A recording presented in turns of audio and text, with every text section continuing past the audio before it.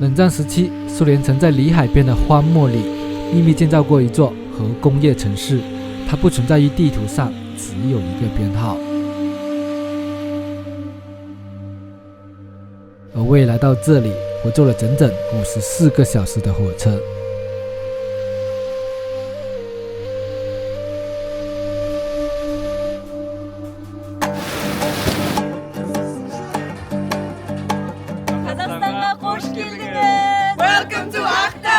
歡迎回到阿珂在路上頻道。看我身後的背景也知道，這是一個火車站。我們這一期呢，就是從哈斯坦的火車之旅來開這趟旅程。我將從哈斯坦的東邊城市阿拉木圖坐火車到裏海，也是最西邊的城市阿克陶，距離是有3000公里，要坐54個小時的火車。大家對這可能沒有什麼概念啊，就相當於是從北京坐火車到拉薩的距離。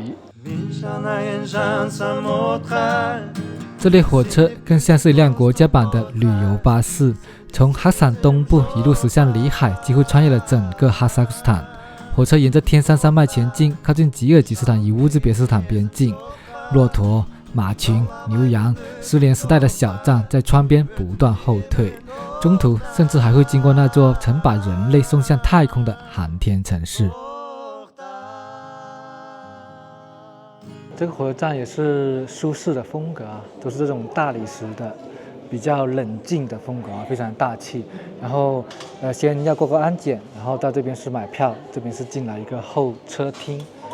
這候車廳不是很大啊。這的火車呢也是發往全國各地的。我買的這趟火車是2等座啊，票價是48000間隔。它3等座的話，價格會便宜一點，價格是38000左右。我們來看看這個車廂吧。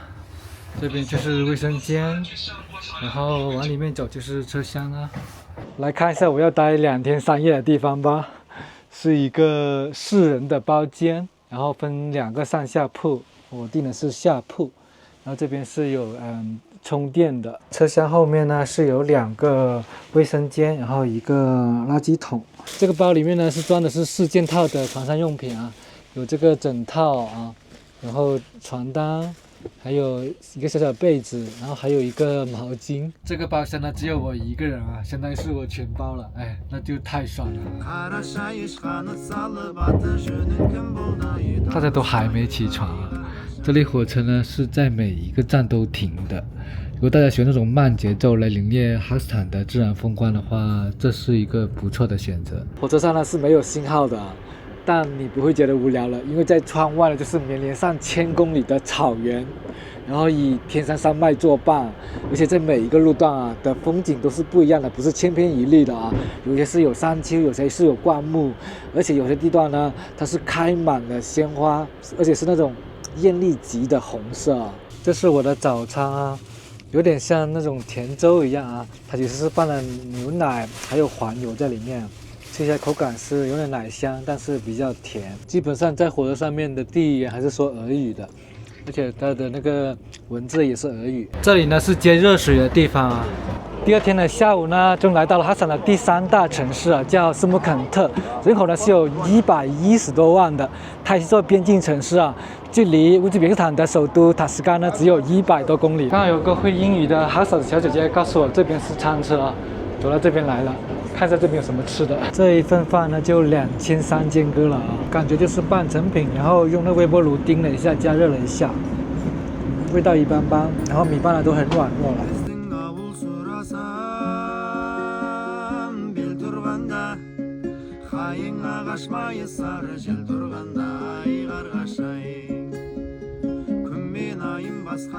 大家早上好，现在呢已經到了他們中部的航天城市了。中午在這個大站會停車5分鐘，來這邊買點吃的。這個呢一份是500，然後我買2份，然後這個呢是1500，然後這個是250間隔，餃子呢是100。現在是最後一段了，明天早上就到了，現在人越來越多了。Good morning 經過54個小時，終於到阿克陶了啊！這是一座因為能源而興起的城市，就相當於是我們的克拉瑪依，也是裏海重要的港口，石油跟天然氣的貿易港。阿克陶意為白山，為哈薩克斯坦最西部曼戈斯陶州的首府，人口約30萬。1958年，蘇聯在這片土地發現油礦，於是選擇阿克陶用作油礦開採工的秘密居住點。直到1963年才解封，出現在地圖上，獲得城鎮地位，更名阿克陶。石油、天然氣與油礦讓這座城市在冷戰時期迅速崛起。直到今天，阿克陶仍然是里海沿岸最重要的能源港口之一。火車站呢，它不是停在市區啊，它停在郊區，距離市區還有20公里左右吧。我們打個車去市區，拼車去市區啊，價格是1500個一個人。太陽才剛剛升起，那就是我住的酒店呢，12點才能辦理入住。這邊呢是一個舒適風格的社區，感覺這邊建築都非常的舒適啊。這邊是一個濱海的健身區，然後那邊就是里海啦。哇，現在早上啊還是有點冷的阿克陶，溫度只有11度，再加上海風吹過來，但這也不能叫海了，應該叫湖，因為它這邊是沒有水體通往海洋的，是世界上最大的鹹水湖了。第一次站在里海邊，很難意識到這裡是內陸。它的面積大約37萬平方公里，接近整個日本國土面積，同時連接着5個國家。世界上最貴的魚子醬幾乎都來自這裡。而在里海下面，還蘊藏着大量的石油、天然氣。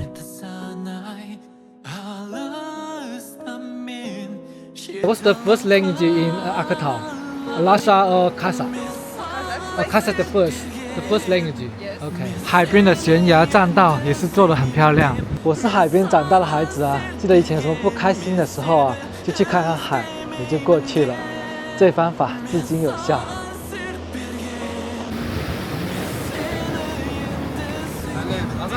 這小伙邀請我過來拍視頻啊，太冷了，我把鞋子脫了。好了，快快！哇！我來開運！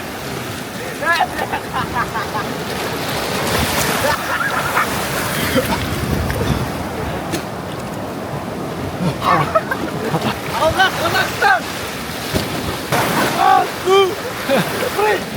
哇！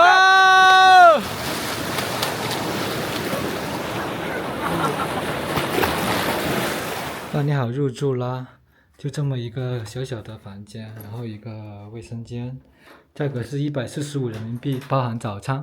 這就是蘇聯時期在地圖上面沒有標記的編號城市，這裡也是沒有街道名的，包括現在的地址邏輯還是沿用至今的。可以看到我們現在所在這個區呢，就是2 Micro District，也就是2微型區域。往這邊走呢，就是6 Micro District，往那邊走是4 Micro District。就是說，它把整個城市分成一個一個的微型區域，在這個區域裡面呢，然後再用樓道號來作為地址的。整座城市都建立在蘇聯時期的微區系統之上，像一座被數字規劃好的工業機器。每一個微區裡都配套着住宅、學校、商店與幼兒園。這就是當地的居民區。可以看到我身後這棟樓啊，就是非常典型的蘇聯時期的住宅了啊。可以看到它這個建築風格應該是，比赫魯曉夫時期還要再晚一些的勃列日內夫時期所建造的，跟我們70、80年代的建築風格非常的像，也是這種宿舍式的住宅啊。這也是冷戰時期的工業文明產物了。可以看到它的特點呢，就是矮小、快、廉價、標準化，來快速的解決住宅的短缺。我們進去裡面看一下吧。可以看到樓梯是非常的窄啊，如果你想買一些豪華家具的話，是搬不上來的啊。為什麼說這不是赫魯曉夫時期的樓呢？可以看到這邊是有電梯的，這裡樓道的採光還是不錯的。這邊的電梯都是年老失修了，已經沒有再使用了。可以看到這邊的牆體啊，就是用這種水泥，然後就糊上去了，非常的實用啊。這邊的陽台呢也是過道，衣服就是晾在外面的。Believe it，do you speak English？ 這邊住的基本上都是俄羅斯族的啊，會說英語的比較少啊。這是他們的那個電箱，也是非常老舊的。這麼小就已經有那個手機了。So what's your age? How old are you? What's your age? Name? Yeah, no, age. How old are you? How old? 14. 巴嘎巴嘎。Давай, пока-пока. 巴嘎巴嘎。当地的工人呢问我是从哪里的啊，然后他说了中国呢，他们是叫做 Gitan 啊，就是契丹的意思啊。现在打了个车去第14区，然後可以看到他們這邊人是非常喜歡拳擊的。Salam， 嗨。相信還有一部分人呢很崇拜斯大林啊，大家應該對不同前蘇聯國家對斯大林的記載都比較感興趣了。我們來看一下，喀斯坦是怎麼來介紹斯大林的。這邊講的是斯大林大清洗時期的前期、中期，然後到後期啊。這邊記載的是1937到1938年這高峰期的時候呢，喀斯坦呢是有10.3萬的人被鎮壓，25000人然後被槍殺。就算是在曼格斯陶這個地區，就是當時已經人口很少，基本上就是荒漠地方，都有720人然後被槍殺的。就算是在這個與蘇聯關係比較好的國家，對這段歷史的記載，斯大林都是殘酷的。包括我去到什麼亞美尼亞啊、格魯吉亞，格魯吉亞是斯大林的出生地的，他們對斯大林的記載大部分也是負面的。我在喀斯坦打車的話就用 Yandex.Go 啊，如果是導航的話就用前面這個 Tugis。現在應該是阿克陶的春天或者是夏天啊，我不怎麼形容這個氣候啊，就太陽曬着呢是熱的啊，還有點曬啊，但風出來呢是很涼的，甚至有一點點寒冷啊，冰火兩重天的天氣。我身後呢就是永恆之火紀念碑，是紀念2戰時候所犧牲的戰士啊。從這些建築不能看出啊，就是以前蘇聯時期的那種建築風格啊。這裡呢，包括哈斯坦啊，曾經也是蘇聯的一部分。但是2戰的時候呢，這片土地被徵召了數十萬的哈薩克人上了戰場，很多都是有去無回，甚至很多人都不記住他的名字。在戰爭中，大家可能只是記住一些大人物，但其實戰爭的殘酷在於很多默默無名所犧牲掉的那些人，那個都是無數個家庭。Salam. Hello, Salam. Hello. So like, what's the most popular language in Aktau? Lhasa or Kazakh? Kazakh. Russian. Oh, Russian. Russian is more popular. Yes. I see. So you Russian? Yes. Yeah, and you Kazakh? No. Yes. Let's speak only Russian and English. Russian, English, and Kazakh? No Kazakh. No Kazakh. Don't speak. Yes. Oh, okay. But do you understand Kazakh? No, a little bit. So what do you like living in Aktau? I don't have any other choice. Huh? I don't have any other choice where to live. Oh, okay. And you? NC. I also don't. What place do you prefer? Almaty maybe. Oh, Almaty. You, the same? Maybe Almaty or Astana. What's the most crazy thing you do in your life? Quitting smoking counts. 阿克陶曾經的名字呢叫舍甫琴科，舍甫琴科呢就是我身後這個雕像的人名啊。舍甫琴科呢，他是以前在沙俄時期啊，為了反對專制的一個詩人，最後面被殺完，然後流放到了這裡。然後大家為了紀念他，而把這個城市的名字取作舍甫琴科的。那現在又改回叫阿克陶，阿克陶的意思就是白色的山的意思啊。他就相當於是我們的蘇軾了啊，被流放到了這個地方。但這也可以說明，其實沙俄時期的君王沒有那麼的暴政啊，就是批評專制、批評他們沙俄的，然後他們也只是把它流放而已。大街上的一個高檔商場啊，這邊一瓶水的價格就要328肩哥了。這邊香蕉是1001肩哥，然後西瓜是830肩哥1公斤。現在呢，已經來到城北的餐廳了啊，可以看到這邊的觀海長廊，哇，更漂亮一點，而且從這邊延伸到我住的那邊南邊，有個7-8公里吧，都是那麼漂亮的觀海長廊。We had baursak, traditional Kazakh fried dove. It's soft and slightly crispy on the outside. It was served with natural sour cream from Akhtubel. It is other city in the west of Kazakhstan. You can try. 外皮是酥脆的，裡面呢是像面包的那種柔軟的質感的，但裡面是什麼都不放的，就類似一種主食，還是不錯，很香的。然後呢，你也可以加這個叫類似酸奶，他們叫 cream。From Akhtubel. Akhtubel. Yes. Aspus. 點的這個茶呢叫做塔斯干茶，就是烏茲別克斯坦那個首都啦，塔什干茶，它呢是用綠茶、紅茶，然後再加一點蜂蜜，還有薄荷，還有橙子，就是用來解膩的，因為他們的食物呢是有很多的油嘛，所以這個相當於是解膩的。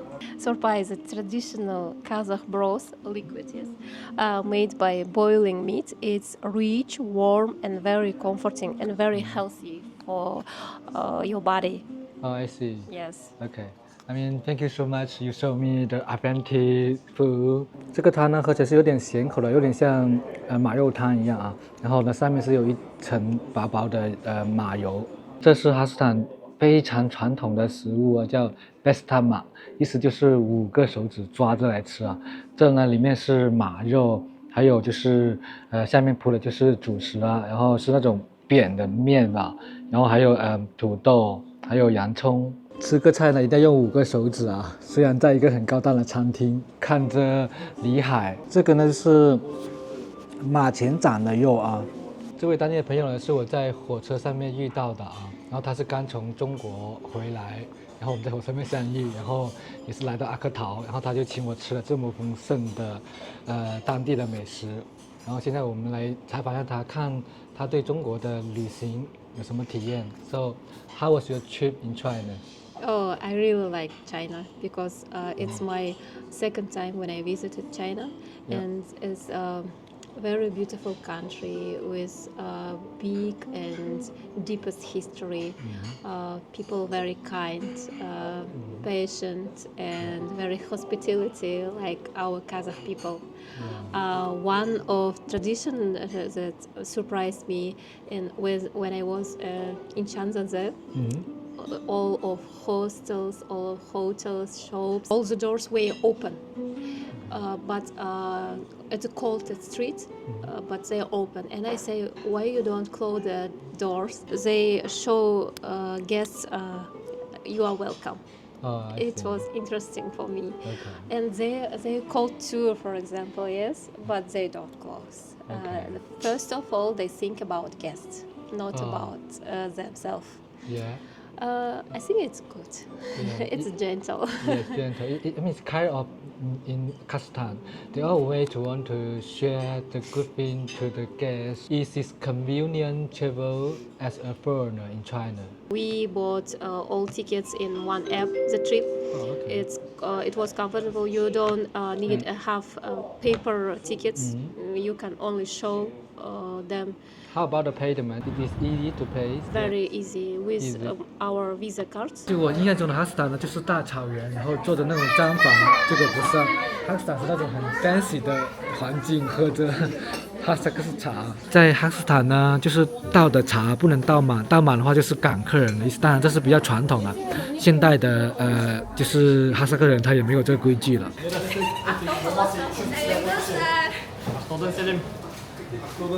我們吃飽之後呢，來逛一下這邊的一個當地市場，這邊價格要便宜很多。So let me see the cat food. Yes, this is cat food. How do you see the price? Like 200 tenge is expensive or normal price? It's normal price. No price. It's 11 o'clock not, I think. They close. Oh, they close. Yes. But it is illegal or legal to drink the alcohol in the street? No. 這邊賣酒有規定的，12點鐘到9點鐘才能喝酒啊，現在是不能賣的。大家早上好，我們先來吃一個酒店的早餐啊。這邊是有酸奶，然後還有水煮蛋，然後煎蛋、蔬菜，然後 cheese， 還有麵包啊。吃完之後呢，今天我跟了一個團去這邊 safari 看一個海底世界。這是哈薩克斯坦呢很傳統的食物，叫 Kurd。它是源自於11世紀的突厥部落一種食物，是這種奶酪疙瘩。這個食物承載的是哈薩克斯坦人很珍貴的一段記憶。就在他們那個1930幾年的時候，他們是鬧過大饑荒，當時哈薩克斯坦呢還是屬於蘇聯時期的時候啊，有接近全國人口的1/3都死於大饑荒，但那剩下1/3呢是靠了這個食物然後活下來的。1930年代，蘇聯開始推行農業集體化，大量哈薩克游牧民被迫放棄傳統游牧生活，牛羊被集中，草場被重新劃分，而對於長期依靠畜牧生存的哈薩克草原來說，這幾乎是毀滅性的。大量牲畜死亡，饑荒迅速蔓延整個草原。那幾年，哈薩克斯坦大約失去了1/3的人口，很多人死去，也有很多人逃離草原。而像库這樣容易保存的食物，成了很多家庭最後的口糧。Do you want to try? Yeah. Yeah. Okay. Try. It's called kut, right? Yeah. Thank you. 有點類似於壓縮餅乾的作用啊，但是是鹹口了。很久慢慢的話化開就是有點酸的那個奶酪。Salary, it's like $500. You have the bride price, right? In Kazakhstan. Yeah. So, Kazakhstan, yeah. and you are married. Yeah. I'm married. Yeah. Then how much you pay the bride price?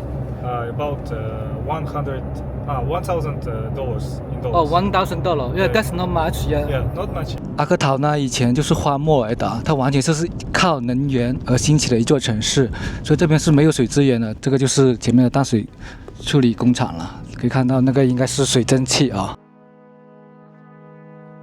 這是冷戰時期蘇聯在這裡建造的一座核反應堆，它除了發電，還負責海水淡化，用來解決阿克陶長期缺乏淡水的問題。而這一座反應堆就是著名的 BN350， 世界上第一批投入工業運行的快中子核反應堆。這一技術即使放在現在，能熟練使用的也就俄羅斯、東大和另一個東大。Oil and gas. Oil and gas. 這個城市呢，就是專門產天然氣跟石油了。所以說，哈薩克斯坦啊，其實是一個挺富裕的國家來的，而且呢，物資啊、能源是非常豐富的。可以看到這邊的天然氣價格是72尖哥，相當於人民幣1立方。10, 15 years ago, it's Yeah. like the price was 25. Oh, 25 tenge. Tenge. Wow, wow. And then it was 50 tenge, and now Okay. it's 72 tenge. 中石油開到哈薩克斯坦了，這是路旁邊的一個加油站，也是休息站。這邊是來自俄羅斯的越野車，這裡還有賣拉布布的，價格是38尖哥。這邊開採的石油呢，大部分是出口到意大利跟中國的，真的非常誇張啊！就是上百公里啊，全部是這種磕頭機。在路上可以看到很多的駱駝，這些都是有主人的，不是野生的。歡迎來到1萬年前的海底世界——曼哥斯濤。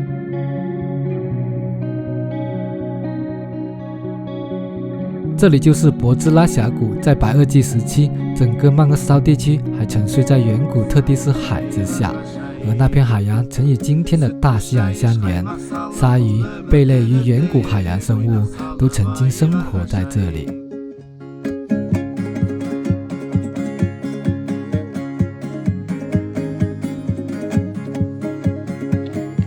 今天呢是哈薩克斯坦非常重要的節日啊，5月7號，也就相當於是我們中國的8·1建軍節。然後再過2天是整個蘇聯地區最重要的節日了，就勝利日，也就是2戰時候擊敗納粹德國。現在跟着當地朋友來逛這邊的海邊，可以看到他剛去完中國張家界啊，很喜歡的地方。當地朋友的媽媽還給我帶來禮物啊，這個呢是駱駝奶做的製品啊。然後這個呢是一個冰箱貼，然後這個就是那個庫啊，就傳統的食物。我本來想從這裡坐船，然後渡過里海去俄羅斯或是去巴庫，但兩種方式都是不可行啊，而且只能是從巴庫坐船到阿克陶是可以的，所以說沒辦法，只能退而求其次，在這邊坐一下這邊的觀光船來遊覽一下里海。沒想到里海的海水還是挺波濤洶湧的，我還以為是很平靜的，一點都不是啊！這裡放的音樂都很有那個disco的感覺。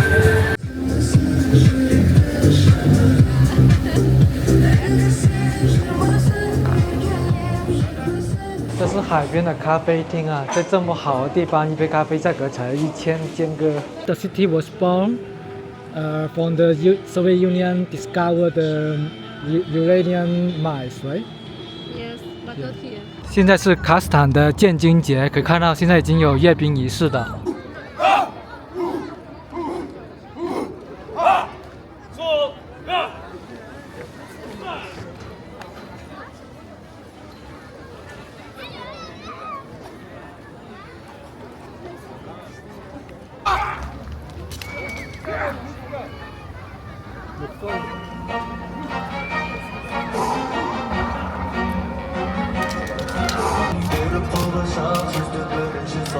對一個國家的印象，其決定在這個國家遇見什麼樣的人，發生什麼樣的故事。到目前為止啊，哈薩克給我的印象是自由、包容、開放，甚至有點出乎意料。我為什麼突然說這些呢？因為很多觀眾說我的視頻結束得太突然了，所以說要做個結束語啊。當然，這不是我哈薩克之旅的結束，下一期我會更深入的走進哈薩克人民的生活。最後對着裏海，要放點音樂才有感覺啊。有些地方不應該被聽說，而應該被走過。